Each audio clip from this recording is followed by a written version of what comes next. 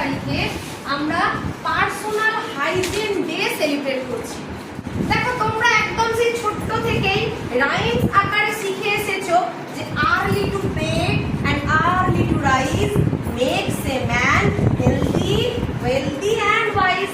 অর্থাৎ আমাদের নিয়ম করে প্রতিদিন তাড়াতাড়ি ঘুমাতে যেতে হবে সুস্বাস্থ্যের অধিকারী হতে গেলে, এবং সকালেও তাড়াতাড়ি ঘুম থেকে উঠতে হবে। আমি 10টার সময় ঘুম থেকে উঠলাম বা আমি রাত্রিরে 1টার সময় শুতে গেছি, এটা কিন্তু আমাদের স্বাস্থ্যটাকে সুস্বাস্থ্য করবে না। বা তোমরা নিশ্চয়ই তোমাদের স্বাস্থ্য শারীরিক শিক্ষা বইতে পড়েছো যে আমাদের স্বাস্থ্যটাই সম্পদ। অর্থাৎ আমরা যদি সুস্বাস্থ্যের অধিকারী হই তাহলে আমরা কোনো কিছুতেই পিছু হটবো না বা হেরে যাব না, আমরা সব কিছুতে এগিয়ে যাওয়ার উদ্যম পাই, তাই তো? সারাদিন কাজ করার জন্য অনেক শক্তি ও মনোবল পাই। তাই আমাদের আগে সুস্বাস্থ্যের অধিকারী হতে হবে। সেই সুস্বাস্থ্যের অধিকারী হতে গেলে প্রথমেই যেটা করতে হবে সেটা হচ্ছে তাড়াতাড়ি আমাদের ঘুমাতে যেতে হবে ও সকালেও তাড়াতাড়ি ঘুম থেকে উঠতে হবে। তারপরে আমরা কি করব? ঘুম থেকে উঠেই নিজেকে আরো পরিষ্কার পরিচ্ছন্ন করার জন্য ব্রাশ করব। কিন্তু সেই ব্রাশটা করব কতবার? দিনে অন্তত 2বার আমরা ব্রাশ করব। আমরা ব্রাশ করব আমাদের মুখের দুর্গন্ধটা দূর করার জন্য। আমাদের মুখের মধ্যে যে খাবারের কণাগুলো দাঁতের চারপাশে আটকে থাকে সেইগুলোকে আমরা বার করানোর জন্য। আমাদের দাঁতে যদি কোনো টাটার জমে সেটা আমাদের দাঁতকে ক্ষয় করে দেয়, তাহলে আমাদের দাঁত তো নষ্ট হয়ে যাবে। আমরা ভালো ভালো খাবারগুলো খাবো কি করে? অকালেই আমাদের দাঁত পড়ে যাবে, তাই না? তারপরে আমাদের খাবারের কণাগুলো থেকে দাঁতের মধ্যে ব্যাকটেরিয়া জন্মাবে, সেটা কি করবে? একই কথা, আমাদের মুখে দুর্গন্ধ বাড়াবে, আমাদের দাঁতগুলোকে ক্ষয় করবে, আর দাঁতগুলো আমাদের অকালেই ঝরে পড়বে। তাই দিনে 2বার পরিষ্কার জলে দাঁত মাজতে হবে, মুখ ধুতে হবে।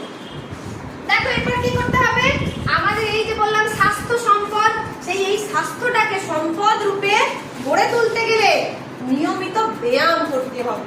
তোমরা তোমাদের বয়সে যেটুকু পারো সকাল সকাল তাড়াতাড়ি উঠে একটু হাঁটাহাঁটি করলে বা একটু হালকা যে ব্যায়ামগুলো সেগুলো তোমরা করলে, তোমরা স্বাস্থ্য শারীরিক শিক্ষা বইতে যে সমস্ত ব্যায়ামগুলো ক্লাসে অভ্যাস করেছো সেই ব্যায়ামগুলো যদি নিয়মিত করতে থাকো তাহলে কি হবে?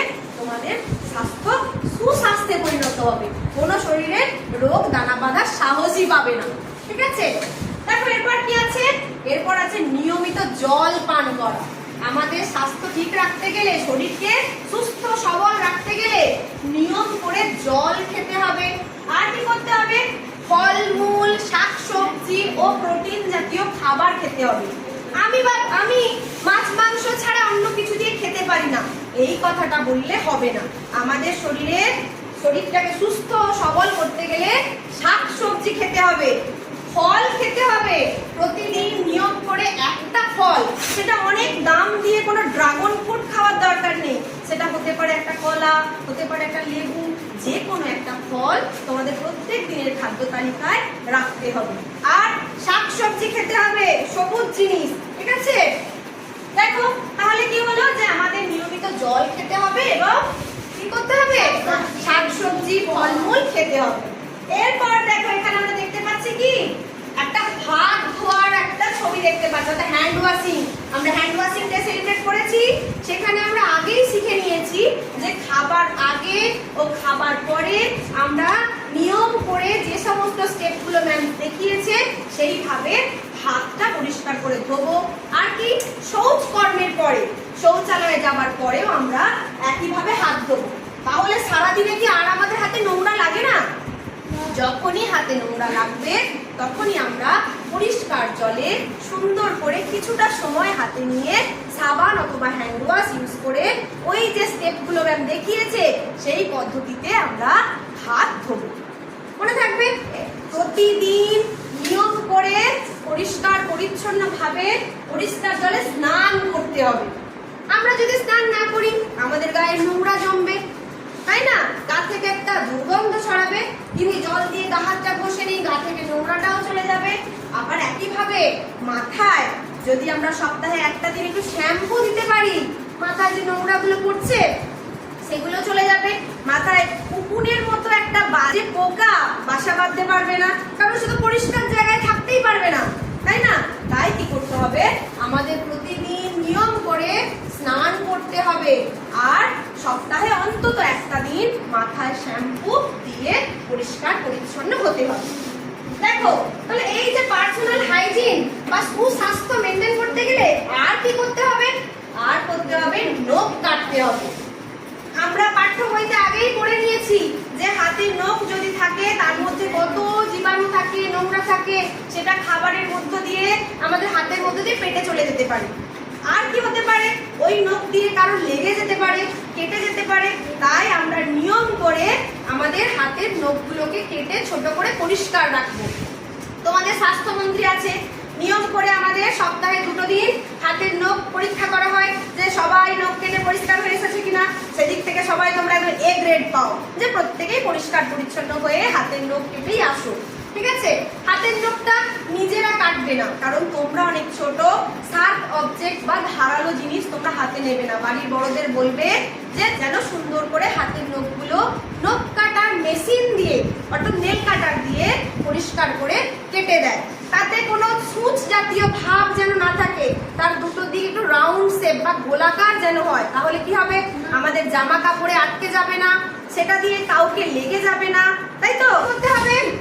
এইবার দেখো, খুব সুন্দর কাজ করছে। সে কি করেছে, নিয়ম করে চুল কাটছে এবং চুল আঁচড়াচ্ছে।